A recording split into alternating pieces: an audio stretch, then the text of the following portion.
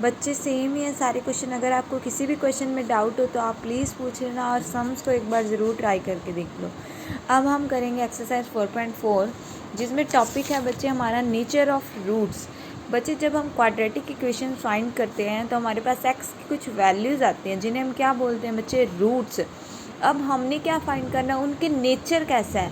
उनका नेचर होता है बच्चे वो इक्वल हैं, डिस्टिंक्ट हैं, रियल रूट्स हैं, कैसे रूट्स हैं वो हम फाइंड करते हैं नेचर। Let's start. फर्स्ट हमारे पास ये इक्वेशन होती है quadratic equation ax² + bx + c। हमारे पास 3 केसेस होते हैं, मतलब 3 टाइप्स ऑफ रूट्स होते हैं। दैट इज़ सबसे पहले हम x की वैल्यू कैसे निकालते हैं, -b ± √d या फिर डिस्क्रिमिनेंट जिसे बोलते हो बाय 2a। फर्स्ट केस में क्या होता है, if b² - 4ac is greater than 0। अगर जो हमारा डिस्क्रिमिनेंट है वो 0 से बड़ा आता है तो in this case the roots are real and distinct. जो रूट्स होते हैं बच्चे वो रियल होते हैं और क्या होते हैं, डिस्टिंक्ट होते हैं। Is it clear? If the discriminant is larger than 0, then the roots are real and distinct. You have to learn these properties. Case 2 is if b² - 4ac is equals to 0। अगर discriminant जो है वो 0 के equal है तो in this case the roots are real and equal. तो जो roots होंगे बच्चे वो रियल एंड इक्वल होंगे। Third case is if b² - 4ac is less than 0।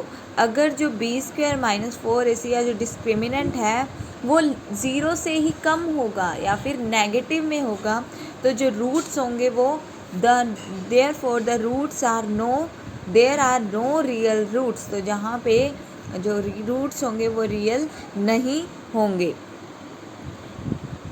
उसके बाद ये तीनों केस एक बार लिखे हुए हैं। टू डिस्टिंक्ट और रियल रूट्स कब होते हैं, जो b² - 4ac is greater than 0 होता है। Two real and equal roots कब होते हैं, जब discriminant equals to 0। No real roots कब होंगे, जब b² - 4ac is less than 0। यहाँ ये हमारी प्रॉपर्टीज़ थी, आप इनको अच्छी तरह से एक बार लर्न कर लो, अंडरस्टैंडिंग बना लो। Next first example is find the discriminant of the quadratic equation 2x² - 4x + 3। Hence find the nature of roots. It means कि सबसे पहले हमने इनका डिस्क्रिमिनेंट फाइंड करना है, उसके बाद हमने नेचर ऑफ रूट्स निकालना है। बच्चे एज यू नो डिस्क्रिमिनेंट आपको फाइंड करना आता है, इसको हम इस इक्वेशन से कंपेयर करेंगे। a की वैल्यू क्या आ गई 2, b की वैल्यू क्या आ गई -4, c की वैल्यू क्या आ गई बच्चे 3।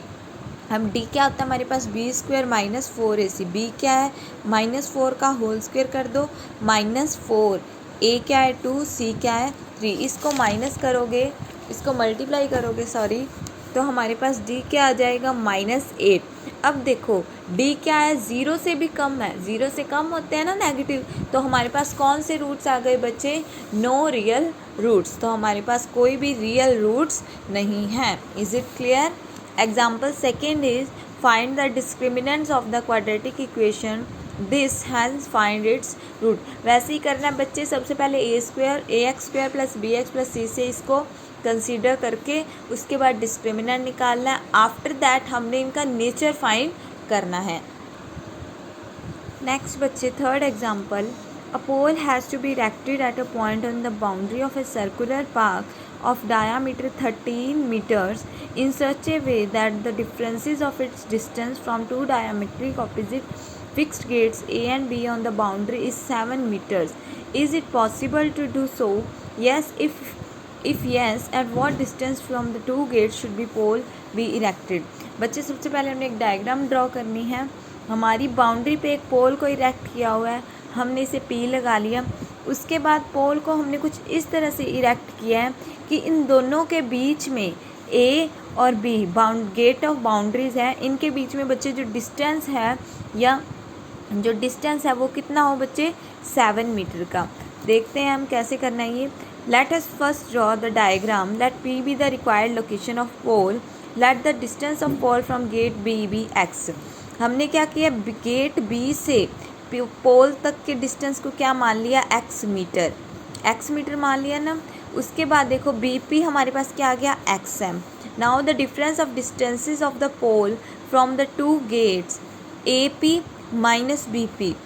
गेट से इन दोनों का डिस्टेंस क्या आ जाएगा बच्चे, दोनों को माइनस करोगे या फिर हमें क्या दिया हुआ है 7 मीटर। गेट से इन दोनों का मतलब AP माइनस BP क्या आ गया 7 मीटर। अब देखो AP की वैल्यू हम फाइंड कर देंगे। AP क्या है AP minus BP is equals to 7 metre. AP की वैल्यू निकालते हैं क्योंकि BP की हमारे पास गिवन है, BP माइनस में था, इधर जाके प्लस में हो जाएगा। BP की वैल्यू x प्लस 7, ये क्या आ गया हमारे पास AP की वैल्यू x प्लस 7 मीटर। अब देखो now AB is equals to 13 metre and it is diameter. AB हमारे पास क्या है बच्चे 13 मीटर है और ये क्या है एक डायामीटर है। Angle AB is equals to 90 degree. Angle in a semi circle is right angle. Semi circle में ये देखो सेमी सर्कल बन रहा है, इसमें कोई भी एंगल होता है वो क्या होता है बच्चे 90 डिग्री का होता है। तो ये एंगल हमारे पास क्या आ गया 90 डिग्री। अब सबसे पहले हमने क्या फाइंड करना है, in a right angle triangle Pythagoras theorem use करेंगे। आपको पता ही है perpendicular square plus base square is equals to hypotenuse square. अब देखो परपेंडिकुलर क्या है, हाइपोटेन्यूज क्या है x। परपेंडिकुलर है बच्चे x प्लस 7 की होल स्क्वायर, बेस है x स्क्वायर और हाइपोटेन्यूज क्या है 13 स्क्वायर। इनको प्लस करके हमने x की वैल्यू निकालनी है। नेक्स्ट लेक्चर में हम बच्चे इसके क्वेश्चन डिस्कस करेंगे। अगर किसी को कोई डाउट हो तो आप पूछ लेना। Thank you students.